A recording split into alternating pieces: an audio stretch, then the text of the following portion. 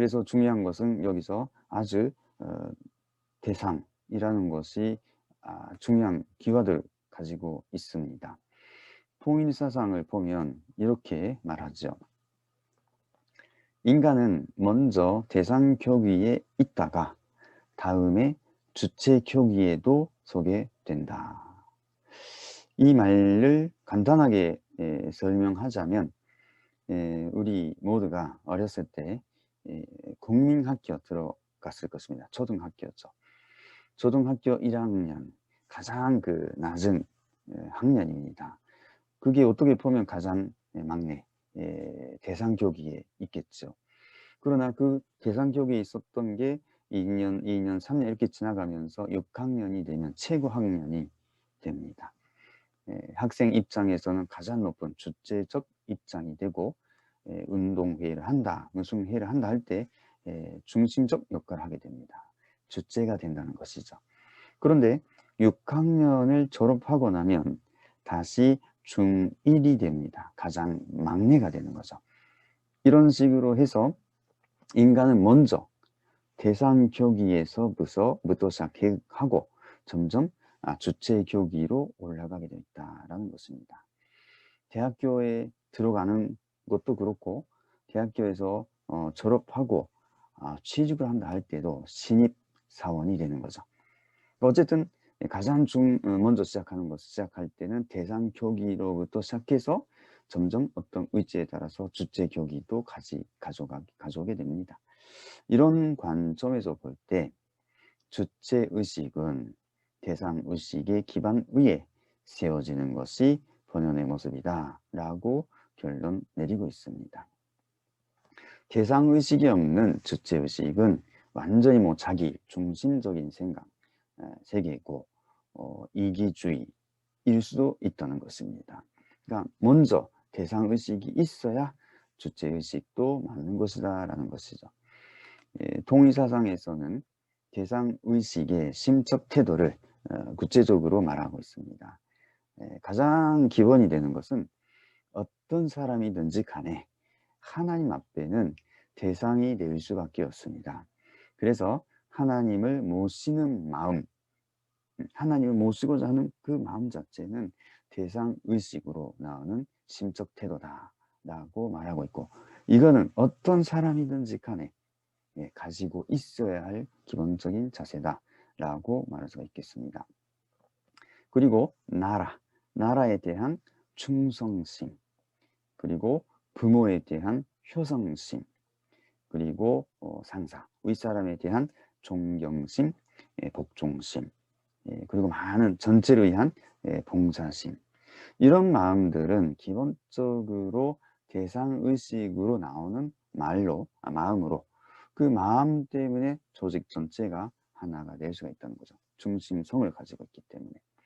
그리고 공동적인 인성으로서는 온유, 겸손, 의타심, 이런 것이 제기되고 있습니다. 그래서 이런 마음을 갖고 살아야 대상이 주체 순응할 수가 있다라는 말씀이 이루어진다는 것입니다. 지금 이 시간은 사회 기대를 주제로 말하고 있는데요. 사회 기대가 이루어지기 위해서는 먼저 대상이 주체에 순응하는 데서부터 시작한다라고 일단 말씀드리고 싶습니다. 그래서 사회 기대를 이루는 데 있어서 대상이 순응하지 않는 한 이루어지지 않는다라고 볼 수가 있다는 거죠. 그래서 사회 기대를 만들기 쉬운 심적 태도가 뭐냐라고 할 때 하나님을 모시는 마음이고, 충성심이고, 효성심이고, 존경심, 복종심, 봉사심, 이런 마음들이 기본적으로 깔려 있어야 한다. 이런 마음이 있어야 사회 기대로 연계되고 간다라고 말할 수가 있겠습니다. 그래서 대상의식의 심적 태도, 아주 중요한 우리의 생활 요소다라고 말할 수가 있겠습니다. 그런데 우리가 그 삶에 있어서 어려움이 뭐냐 하면 타락으로 인한 타락성입니다.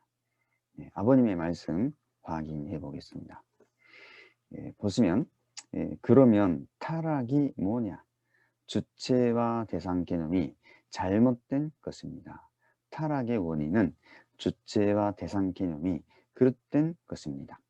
그거 그래요? 안 그래요? 그렇습니다. 천사장은 하나님이 자기의 주체인데도 불구하고 그만 방향을 몰랐다고요. 방향이 틀어져 있고 주체와 대상 개념이 상실되면 목적관이 틀어져 나간다고요. 주체와 대상 관계, 하나님은 주체요, 천사장은 대상입니다. 그런데 천사장의 방향이 달라졌고 목적관이 달라졌다고요. 주체와 대상 개념, 그 다음에 방향성, 목적관, 통일성이 다 달라졌다고요. 라고 설명해 주셨습니다. 이 부분을 아까 그린 그림과 비교해서 설명해 보도록 하겠습니다. 본연의 모습은 대상은 어떤 존재냐 하면 주체에서 나오는 자극에 대해서 그대로 그것을 원심력으로 해서 주체에 대응하여 상대 기준을 조성하기 때문에 이 원심력이 바로 주체와 같은 방향성, 같은 목적관 쪽으로 원심력으로 나가게 되죠. 그러면서 이 마음에 대해서 상대 기준을 또다시 주체, 구심력으로 나타내게 되기 때문에 결국은 대상은 주체를 중심으로 해서 원형 운동하게 됩니다. 이것이 바로 통일성으로 나타나는 것입니다. 그래서 보시면 아시겠지만 주체와 대상, 방향성, 목적관 이것이 일치가 된 가운데 통일성도 이루어진다라고 말할 수가 있습니다. 그렇지만 타락이 뭐였는가? 아버님은 이 타락은 뭐였느냐? 이 방향성과 목적관이 틀어졌다라고 하신 것입니다. 주체에 일치시키는 것이 아니라 다른 방향성과 목적관을 가지고 있다라는 것입니다. 특히 그것은 정서적 문제로 인해서 다른 방향성, 다른 목적관을 가지게 되었는데요. 결국은 이 방향성과 목적관을 중심으로 돌아가기 시작하니 주체와의 통일선도 깨져버리고 나를 중심으로 한, 자기 자신을 중심으로 한 통일성, 달라진 모습으로 나타나게 되었다. 결국 이 부분이 하나님과 같은 입장을 취하지 못한 타락성으로 나타나고, 그리고 자기 의지를 떠나는 타락성으로 나타나게 되었다라고 보는 것입니다. 우리가 흔히 그 주변 사람들과의 관계 속에서도 이런 관계가 종종 나타나지 않을까 싶은데, 여기 이런 타락성을 벗기 위해서 우리가 생각해야 할 부분은 바로 이 부분이죠. 하나님과 같은 입장을 취하지 못하고 자기 의지를 떠나는 것은 어디서부터? 대상이 주체에 대응하지 않고 방향성과 목적관을 다르게 하고 그것을 중심으로 자기끼리 대상이랑 의지를 떠나서 자기를 중심으로 돌아가기 시작한다. 이것이 통일성까지도 달라진 원인이었습니다. 그러면 이러한 타락성을 벗기 위해서 우리는 어떻게 해야 할까요? 당연히 주체와 대상의 관계가 있을 때 대상이 문제가 되겠죠.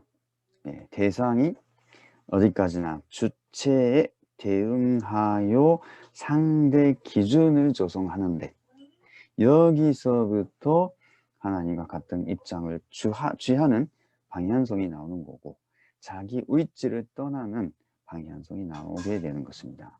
그래서 주체에 대응하여 상대 기준 조성하기 위해서 항상 우리가 갖고 있어야 하는 마음이 아까 말씀드린 대상의식이다 라고 말할 수가 있겠습니다.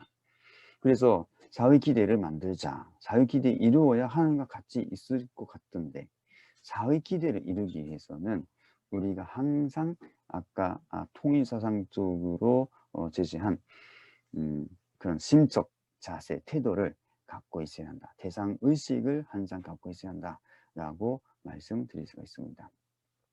그런 대상의식을 갖고 있는 터 위에서라야 이렇게 타락성을 벗고 주체와 대상 하나가 돼서 사의 기대를 만들어 갈 수가 있다라고 할 수가 있습니다. 그래서 항상 대상의 입장에 있을 때 주체에 대응하여 상대 기준을 조성한다. 이것을 항상 명심하셔가지고 노력해 보시면 좋을 것 같습니다.